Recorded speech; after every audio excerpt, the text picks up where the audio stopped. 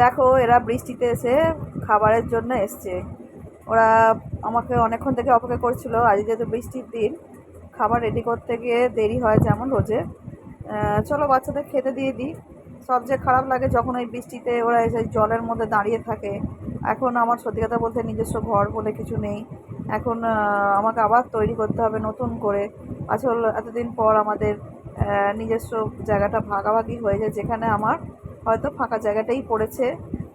তাই এদের আমার কোনো রকম আশ্রয় দেওয়ার কোনো জায়গা নেই। মানে আমি রয়েছি এখন পরের জায়গায় বলতে পারেন। এই যে দেখছিলেন ঘরের বাচ্চাটি, একেও আমি এখন আর ঘরে ঢোকাতে পারি না। আমাকে ডোডোকে নিয়ে প্রচুর অশান্তি হয়েছে। ওকে আমি ঘরে ঢোকাতাম বলে, রাখতাম বলে। মানে সত্যি কথা বলতে, এই যে দেখতে পাচ্ছেন, এই যে ফাঁকা জায়গাটা, এই যে গাছপালা দেখতে পাচ্ছেন, এই জায়গাটাতে আমাকে এখন ঘর করতে হবে। যদি আপনাদের মানে আপনারা আশীর্বাদ করেন, নিশ্চয়ই আমার এই ঘর একদিন না একদিন ঠিক তৈরি হবে।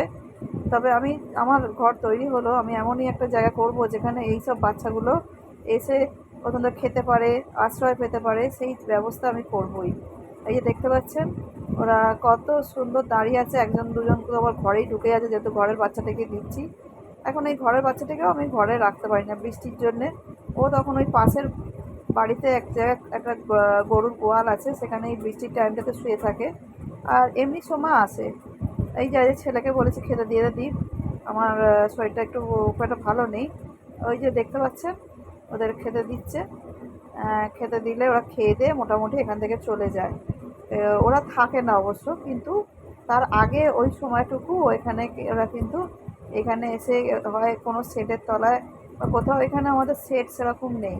তা আমি এমনই একটা শেড করবো যেখানে ওরা আশ্রয়টা অত্যন্ত পায় বৃষ্টির সময়, ঝড়ের সময় আর গরমের সময়। ছায়াটুকু পায় মাথার ওপর। আর এই ওরা যে, মানে সত্যি কথা বলতে, যে আমি নিজে এখন কষ্টের মধ্যে রয়েছি, তো আমি ওদের কী করে কষ্ট লাঘব করাবো? হ্যাঁ, মানুষের বলে, আমি সত্যি কথা বলতে টোটোকে যখন ঘরে ঢোকাতাম না, এই নিয়ে এত অশান্তি হতো। সেই অশান্তি আমি জীবনেও ভুলবো না। আমাকে অনেক কান্নাকাটিও করতে হয়েছে, ঝগড়াঝাটিও করতে হয়েছে। তার আজকে টোটো আমাকে সব কিছু দিয়ে নিস্তার দিয়ে চলে গেছে। আর এই যে দেখতে পাচ্ছেন ঘরের বাচ্চাটা, ও একটা ফিমেল ডগ।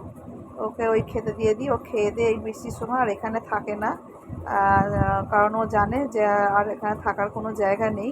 আমি তাও এক নিচের ঘরে, যে ঘরটাতে আমি শুই, ওই ঘরটাতে রাত্রে শুই না, আমি জানলাটা খুলে রেখে দিই, যদি কোনো কারণে ঝড় বৃষ্টিতে আসে ও শুতে পারে। আর এমনি শুকনো অবস্থায় ও এইখানটা করে শুয়ে থাকে। তা ওই জানলা দিয়ে ঢুকে ও যাতে ভেতরে এসে শুতে পারে সেই ব্যবস্থাও করিয়ে রেখেছি, কিন্তু সেটাও লুকিয়ে চুরিয়ে করতে হয়।